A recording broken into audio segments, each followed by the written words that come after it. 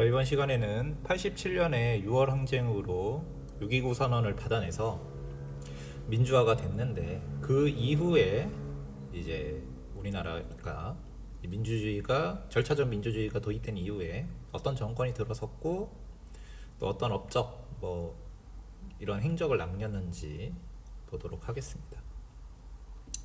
자, 6.29 선언 이후에 거기에 맞춰서 헌법이 바뀌었습니다. 87년 헌법이라고 얘기할 수 있겠죠. 그래서 이 헌법의 내용은 일단 대통령 5년 단임제로 바뀌었습니다.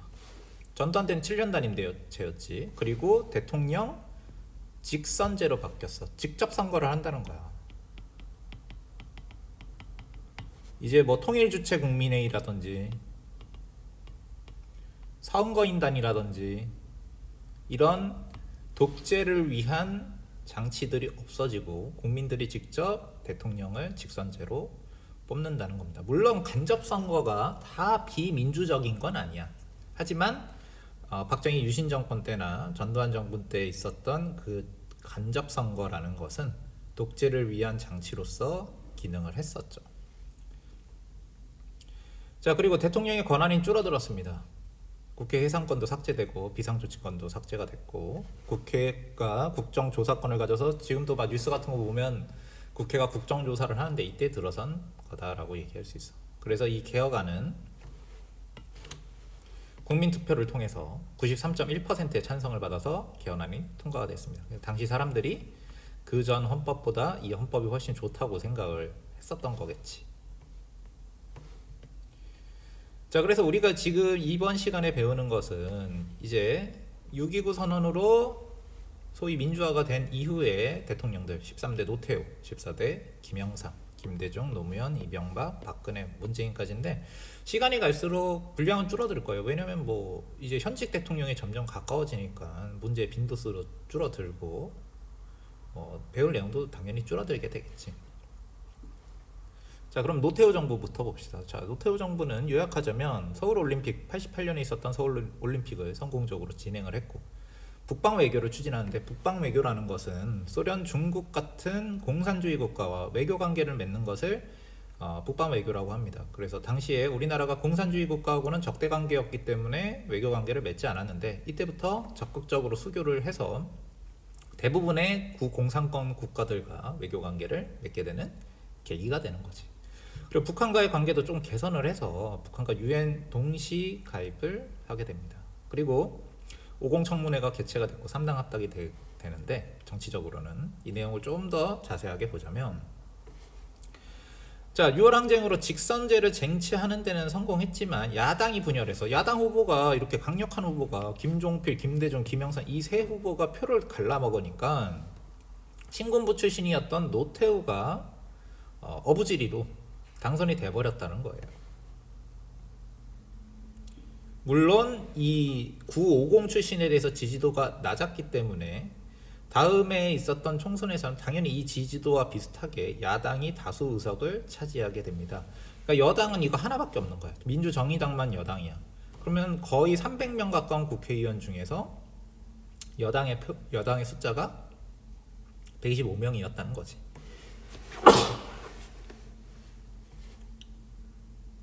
자, 그래서 이렇게 낮은 지지도가 있었기 때문에 50을 물려받은 후계자가 대통령이 됐지만 어느 정도 행동을 조심할 필요가 있었겠죠. 그래서 이전과 사회 분위기는 많이 달라지게 됩니다. 물론 한 번의 역사가 바뀌는 건 아니기 때문에 여전히 이전에 있었던 구태의연한 안 좋은 면들이 남아있긴 하지만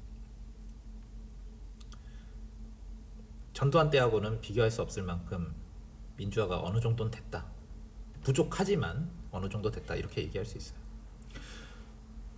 자, 북방 외교에 대해서 한 번 더 얘기하자면, 이제까지 교류가 없었던 소련, 중국을 비롯한 동유럽의 여러 공산주의 국가들과 외교 관계를 맺었고, 당시 공산주의가 무너지고 있었고, 또 이 재정적으로 불안했기 때문에 우리가 차관을 적극적으로 제공하면서 외교 관계를 맺었습니다. 그리고 이제까지 유엔 가입을 못했어. 우리가 6.25 전쟁 때 유엔군의 도움을 받았고, 유엔에게 그 승인을 받은 국가다 막 이런 식으로 얘기는 하지만 정작 유엔 가입은 못하고 있었단 말이야. 왜냐면 우리가 가입하려 그러면 북한 쪽에서 공산주의 국가들이 거부를 하고, 북한이 가입을 하려고 하면 당연히 우리 쪽과 우리를 지지하는 국가들이 반대를 해서 서로 가입을 못했는데, 이때 이제 남북한이 같이 유엔에 가입하기로 합의를 해서 91년에 동시 유엔에 가입했습니다. 그래서 요새 이 수능 20번 문제가 이슈가 되고 있는데, 문제는 엄청 쉬워요. 사실은 뭐 다음 연설이 행해진 정부에서 이 연설이 행해진 정부를 몰라도 대충 현대스러운 걸 찾으면 5번이 정답이기는 해.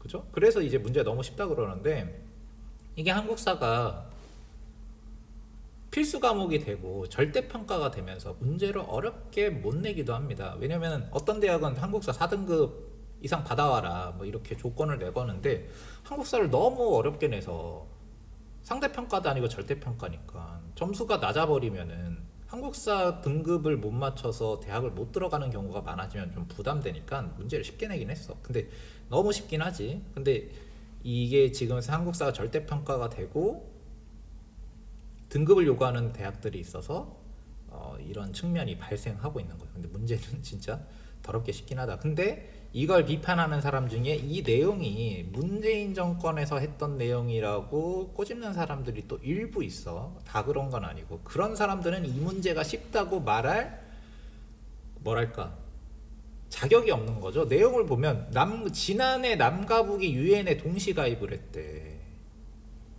유엔에 동시 가입한 게 1991년이야. 노태우 정부 때란 말입니다. 그러면 이 노태우 정부가 했던 걸 찾아내야 되는데, 이걸 안 읽었던지 읽었어도 모르는 거지.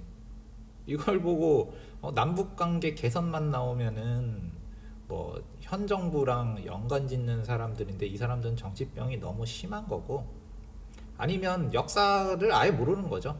그렇죠? 그런 사람들이 이 문제가 쉽다고 말할 자격은 없지 않나 라고 생각을 합니다. 다음으로 넘어가면, 자, 50 청문회에 대해서 얘기하자면 노태우는 당연히 50 청문회에 소극적이었겠지. 왜냐면 자기가 50과 관련이 있는데 전두환 후계자나 다름이 없잖아. 하지만 아까 봤듯이 이 여당의 세력이 너무 적었기 때문에 국회에서는 당연히 청문회에 밀어붙여서 성립이 되었고, 그래서 50 비리 특별위원회, 50 시절에 전두환 시절에 뇌물 받아먹고 이런 게 얼마나 심각했는지, 또 5.18 민주화 운동 진상조사 특별위원회가 설치가 돼서 청문회가 열립니다. 물론 이 청문회는 여당이 제대로 참여하지 않았고, 또 증인으로 나온 전두환 같은 사람들이 불성실한 태도였겠지. 당연히 다 마음을짝 넘겨버리고 난 책임 없다 이런 식으로 해서 불만족스러운 청문회긴 했지만, 자, 이전 정부의 잘못했던 점을 합법적인 절차에 따라서 국민 앞에 생중계로 질타를 했단 말이에요. 이게 생중계가 됐어요. 그래서 시민들에게 이제 세상이 바뀌었구나. 전두환이 물론 나와서 자기의 잘못을 회피했지만 공개적으로 이 국회의원들한테 이 질타당하는 모습이 보면서, 야, 이게 진짜 격세지감, 몇 년 전만 해도 이런 건 상상도 못했는데 세상이 바뀌었구나 이런 걸 느꼈다는 거지. 자, 물론 노태우는 이러한 이 여소야대 전국을 타개하고 싶었는데 굉장히 좀 비정상적인 방법으로 합니다. 여당 2개랑 합쳐버렸어. 당을 3당 합당을 해버립니다. 그러면 어떻게 되냐면, 자, 이전까지 3당 합당 이전에는 여당이 이렇게 숫자가 적었는데, 자, 3당 합당이 되면서 이 신민주공화당이랑 통일민주당이랑 합쳤거든. 그러면 이 숫자가 갑자기 217석이란 말이야. 지금 현재 여당 민주당이 180석 정도의 의석을 가지고 있어서 막 엄청난 의석을 가지고 있다라고 했지만, 그래도 그쪽은 투표로 얻은 거고 180석 정도인데, 이 민주자유당 3당 합당으로 당을 합쳐갖고 숫자를 늘린 이 민주자유당의 의석 숫자는 217석이나 된단 말이지. 그죠? 어마어마한 사건이었지. 그래서 노태우 정부 때는 이런 일들이 있었다라는 거 알아두시고, 자, 김영삼 정부로 넘어갑시다. 자, 김영삼 정부는 1993년부터 98년까지 5년간, 이제 노태우 때부터 이제 5년씩 대통령을 하는 거야. 자, 김영삼 정부의 역사적 의의는 31년 만에 민간인 대통령이 탄생을 했다라는 거야. 그 전까지는 박정희, 전두환, 노태우 모두 군인 출신이었지. 공직자 윤리법을 개정하고 공직자 재산을 공개해서 공직자들의 재산이 지금도 막 공개가 되고 있지. 이때 처음으로 했단 말이야. 금융실명제 실시되고 지방자치제 그리고 하나회를 해체했다. 하나회는 전두환과 관련된 군대 사조직이잖아. 근데 이걸 전격적으로 해체시켜 버립니다. 그리고 5.18 특별법을 제정하고 자, 전두환 노태우 두 전직 대통령을 처벌하고 경제가 발전을 해서 경제협력개발기구 OECD에 가입을 하는데 이때까지만 해도 좋았지. 우리도 이제 선진국 대열에 들어선다. 막 발전했다 이런 얘기 나오는데 바로 다음에 외환위기가 닥치면서 좀 명예가 송산이 됐는데 자 김영삼은 3당 합당으로 원래 야당이었다가 노태우와 당을 합쳤단 말이야. 그래서 이 민주자유당에 들어가서 민자당에 들어가서 여기서 대선 후보가 됐어. 그래서 민간인 출신 대통령이 되긴 했지만 정권 교체라고는 얘기할 수 있어. 왜냐하면 민자당 출신이잖아. 여당이란 말이야. 여당 출신 후보가 나와서 대통령이 됐기 때문에 정권을 재창출한 거지 정권 교체라고는 얘기할 수 없어. 물론 노태우와 김영삼은 모두 약간 태생적으로 좀 다른 면이 있기 때문에 그러긴 했지만 자, 그래서 민간인 출신 대통령으로서 문민정부를 자처합니다. 그래서 정권 교체는 아니지만 여러 개혁을 추진해서 이전에 있었던 정권과는 차별화를 합니다. 나는 군인 출신 대통령이 아니라는 거야. 그래서 가장 대표적인 개혁 정책이 금융실명제라는 건데 금융실명제는 간단하게 얘기하자면 금융기관이랑 거래를 할 때 가명이나 차명이 아닌 본인의 실제 명의, 실명으로 거래하는 제도입니다. 지금은 이게 너무 당연하지. 다른 사람의 이름으로 내가 통장을 못 만들고 공인인증서도 있고 뭐 은행 거래를 할 때 그런데 그 전에 아니었단 말이야. 그냥 내 마음대로 했단 말이야. 그럼 문제가 뭐냐? 돈을 숨길 수 있다는 거지. 뇌물로 받은 돈을 내가 예를 들어서 뭐 전두환이 뇌물을 받았는데 그 이름을 전두환으로 하지 않고 다른 사람 이름으로 얼마든지 통장을 만들어 집어넣을 수도 있고 그렇단 말이야. 그래서 금융실명제를 처음에 실시할 때는 말도 말고 탈도 많았지만 지금은 당연한 상식이 되었죠. 그래서 이제 그 돈을 숨기기가 더 힘들어졌다 뭐 이렇게 얘기할 수 있겠어. 그래서 장점이 조세부담 형평성 제고 조건을 조성한다. 왜냐하면 재산을 숨길 수 있으면 세금도 못 걷고 부정부패를 예방할 수 있겠죠, 당연히. 자, 그리고 지방자치단체장을 직접 선거로 선출하는 지방자치제도를 전격적으로 실시합니다. 이게 뭐냐면 도지사, 시장, 구청장 같은 사람들을 우리도 뭐 예를 들어 안산시장, 경기도지사, 서울시장 뭐 이런 사람들을 다 투표로 뽑죠. 이것을 지방자치제도라고 불러. 이거 안 할 때는 어떻게 했어요? 이거 안 할 때는 그냥 대통령이 임명을 해버립니다.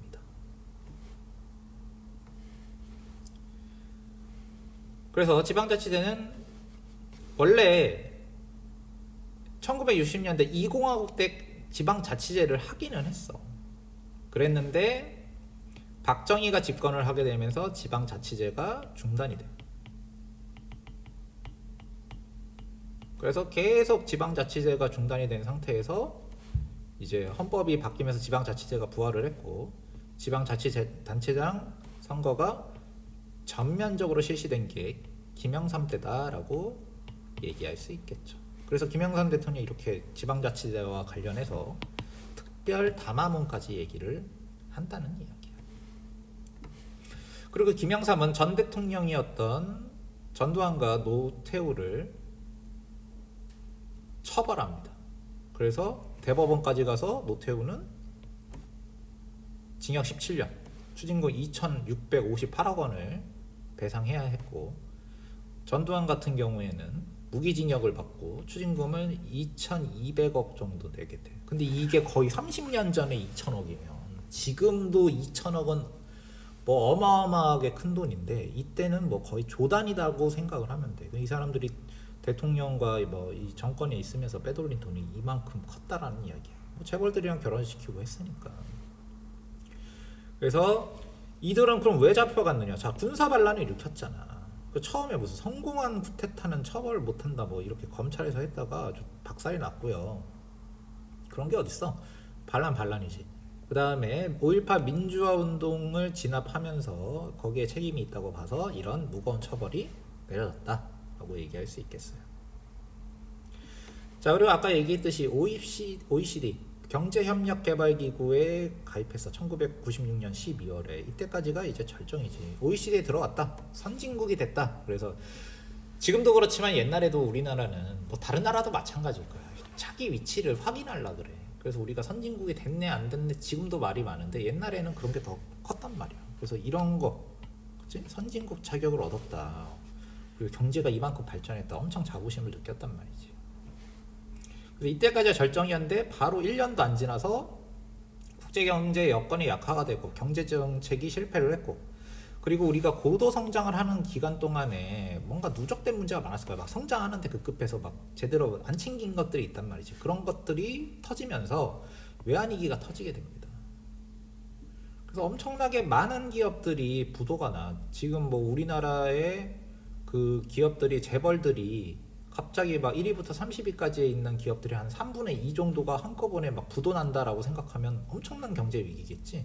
이때 그랬단 말이야. 무슨 그룹 부도, 무슨 그룹 부도, 다 이 그룹들이 그냥 어중떠중의 그룹들이 아니고 엄청나게 규모가 크고 잘 나간다고 생각했던 그룹들이란 말이야. 그러면 이런 큰 그룹들이 부도가 나는 마당에, 재벌들도 망하는 마당에 작은 기업들은 뭐 말할 것도 없겠지.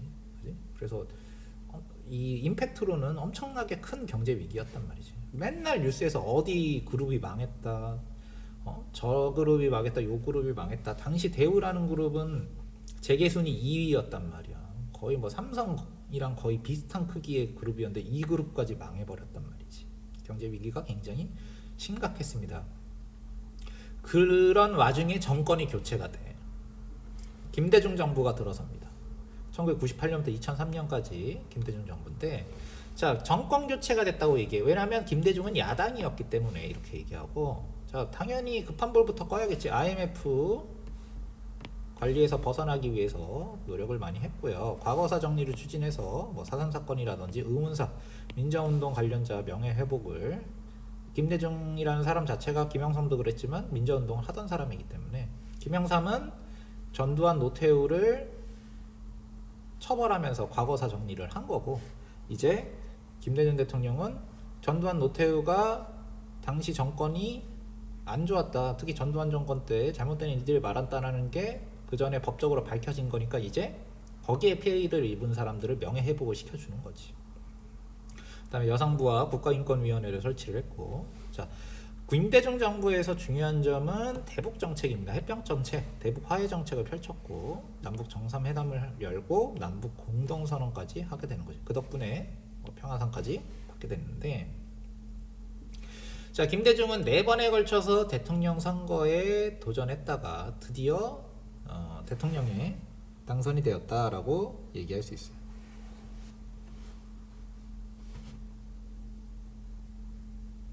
여기 69년이라고 했는데 잘못 얘기했다. 71년입니다.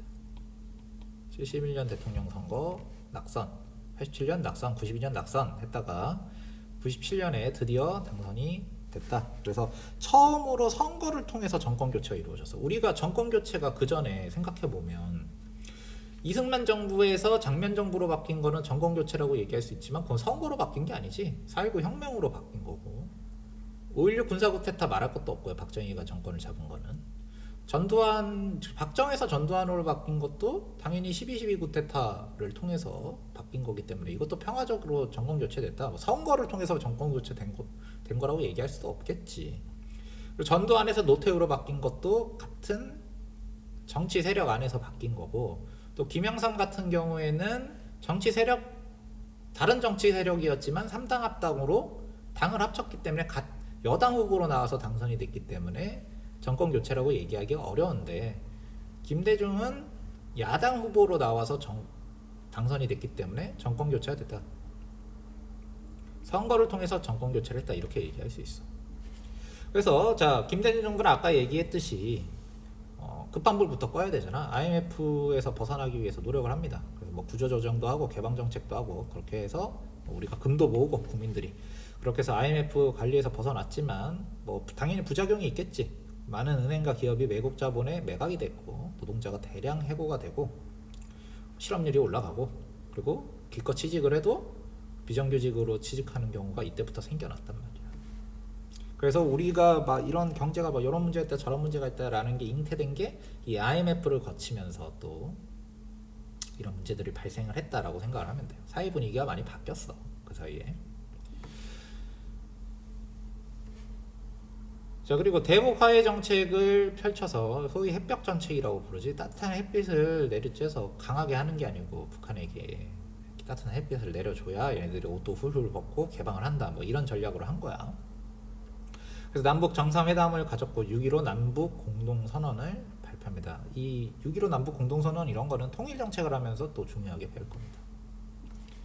자, 그 다음에 김대중과 같은 당이었던 노무현이 이제 대통령이 되면서 소위 참여정부가 이제 탄생을 하게 됩니다. 자, 노무현 정부의 특징은 뭐 권위주의 청산했다, 과거사 정리했다. 과거사 정리는 계속 이루어지고 있는 거지. 그 다음에 권력기관의 독립성을 강화하고 행정수도 이전하고 혁신도시 건설하고, 그래서 막 지방 가면 무슨 혁신도시 막 이런 게 만들어지는데 이런 게 노무현 때 처음 만들어진 것 같아. 그 다음에 친일 반민족 행위 진상규명위원회, 진실화해위원회 이런 것들은 모두 과거사 정리와 관련이 있는 거지. 그러니까 우리가 현대사가 너무 굴곡이 커서 과거사 정리가 몇십 년 뒤인 뭐 김대중, 노무현 정부 때 돼서야 이런 것들이 정리가 되는 거지. 물론 순탄하진 않았겠지. 그 다음에 노무현도 2007년에 김정일이랑 만나서 남북 정상회담을 했고 여기를 통해서 김대중이 6.15 공동선언을 했듯이 노무현 정부는 14 남북 정상선언을 발표합니다. 그래서 노무현 정부가 중요시 여긴 건 과거사 정리를 노력했고 친일 반민족 행위 진상위원회와 진실화해위원회를 조직합니다. 친일 반민족 행위 진상위원회는 반민특위의 활동을 이은 거야. 그래서 누가 친일파였다라는 것 정도를 밝힌 거지. 잡아서 이제 처벌은 이제 못하고 뭐 명백하게 친일을 해서 쌓은 재산이면 뭐 한수도 좀 하긴 했는데 이 친일 반민족 행위자가 계속 공개가 되는 거지. 이게 정부 차원에서 못했단 말이야. 반민특위가 와해가 됐잖아. 반민특위 와해된 지 거의 60년 가까이 지나서야 이런 것들이 이루어졌다는 거지. 이게 대한민국의 비극이에요. 그 다음에 진실화해위원회는 우리가 현대사에 있었던 안 좋았던 일들, 대일 항쟁동원, 강제동원 희생자, 4.3 사건, 그 다음에 노블리 거창 사건 등 이거는 6.25 전쟁 때 학살 사건, 민주화 운동 때 있었던 일들, 이런 것들을 과거사를 정리하고 화해하기 위해서 또 진실화해위원회를 만들었다라는 거지. 그래서 이런 법을 만들었다는 거야. 과거사의 범위는 어디냐? 일제강점기 때다. 한국전쟁 시기에 불법적으로 일어난 민간인 집단 희생사고, 민간인 학살이 많았다고 우리가 수업 시간에 배웠죠. 그다음에 민주화 운동을 탄압했던 역사에 대해서. 그리고 대한민국의 정통성을 부정하거나 대한민국을 적대시하는 세력에 의한 테러, 인권유린, 폭력, 학살, 공사, 이건 좌익에 의한 테러 이런 것도 다룬다는 이야기겠지. 자, 그리고 대북 정책은 계속 김대중 때의 대북 화해 정책을 이어받았기 때문에 역시 평양까지 가서 이번에는 막 육로로 갔단 말이야. 당시에 막 그 기차, 도로 이런 것들을 연결해서 남북 교류를 활성화시켰기 때문에 노무현 때 이것도 했죠. 개성공단. 지금은 폐쇄된 상태지만 대북 제재로 개성공단도 이때 노무현 때 만들어졌다 이렇게 얘기할 수 있어. 그 다음에 14 남북 정상선언을 발표합니다. 통일 문제에 대한 거겠지.